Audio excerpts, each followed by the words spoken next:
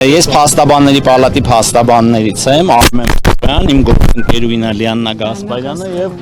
Ռուբեն Հակոբյանը ներկայացնում ենք պարոն Սամվել Կարապետյանի շահերի պաշտպանությունը։ Վերջինիս ապօրինի մեղադրանք են առաջադրել, որը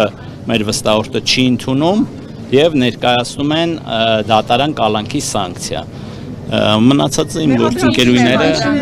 իբրև թե հնչեցրել է իշխանությունը զավթելու հրապարակային կոչեր, որը բացարձակ իրականության հետ կապ չունի եւ յուրաքանչյուր անձ ինքնուրույն կարող է տեսակետը դիտել եւ ինքն գնահատել։ Դա հանցագործություն է, թե հանցագործություն չէ։ Այո, երեկվա դեպքերից մեղադրանքը առաջադրվել է կանոնի 422-րդ հոդվածի 2-րդ մասով, ընդ որում պետք է նշեմ նաև զավեշտալին այն է, որ նշված հոդվածը ըստ էության պատիժ է նախատեսում այլընտրանքային ձևով, նշված հոդվածը նաև սահմանում է տուգանք պատժապետсак, նաև հանրային աշխատանքներ, ինչպես նաև հանդիսանում է միջին ծանրության հանցագործություն եւ նման հոդվածով անձին ներկայացնել կալանքի եւս վկայում է այն մասին, որ դա ապօրինի է, ամբողջ գործընթացը ապօրինի է եւ հետ կապված բողոքներն ենք ներկայացնելու բոլոր ատյաններում։ Այսինքն հիմա պարոն Կարապետյանը ներկայացնում են դատարան, որպեսզի քննիչները խափանեն։ Այո, նշված հոդվածով, ինչպես նշեցի, ներկայացվում է Ավանի դատարան, նստավայր եւ բոլոր աջակիցներին կոչ ենք անում գտնվել Ավանի նստավայրում։ Դեռ պարզ չի, միջնորդությունը դեռ մուտքագրված չի, բայց մոտ ժամանակահատվածում կմուտքագրվի։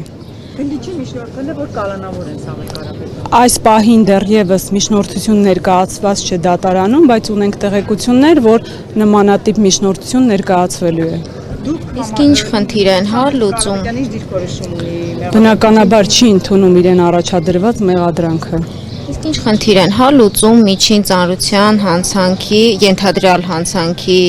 հոդվածով, կալանքի տանելու ինչ խնդիր են։ Ես ինչպես նշեցի, մեզ համար եւս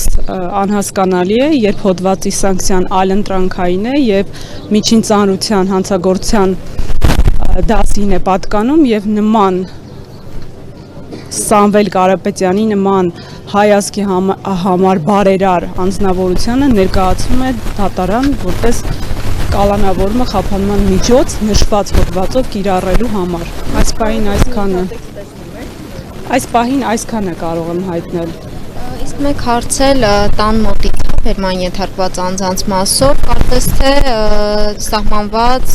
ժամից երկար են պահել իրենց անազատության մեջ, սա ինչով էր պայմանավորված, կան գնահատականներ, որ ես չեմ կարող խոսել, քանի որ մեր գործընկերներն են այդ գործընթացին մասնակցություն ունեցել, այդ մասով եթե նման ապօրինի գործողություններ են կատարվել, կարծում եմ համապատասխան հաղորդմամբ կներկայացնեն։